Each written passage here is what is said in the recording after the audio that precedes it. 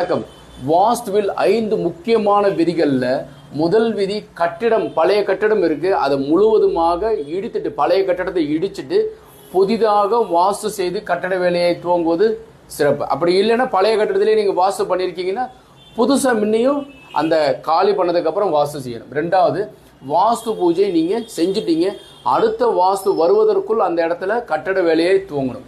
3வது, டாக்குமெண்ட் நீங்க உங்க பேர்ல பதியல, அக்ரிமெண்ட் தான் போட்டிருக்கீங்க, வாஸ்து வந்துருச்சு, அடுத்த மாசத்துக்குள்ள நம்ம வேலையை ஆரம்பிக்கிறோம்னா கண்டிப்பா டாக்குமெண்ட் பதியாம, உங்க பேர்ல பதியாம வாஸ்து பூஜை செய்யக்கூடாது.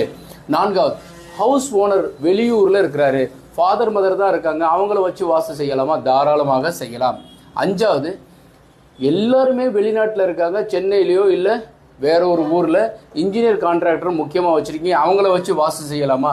அவங்கள வச்சு வாட்ஸ்அப்லேயோ ஏதோ ஒரு இதில் தகவல் பார்த்து வாஸ்து செய்து கட்டட வேலையை துவங்கலாம்.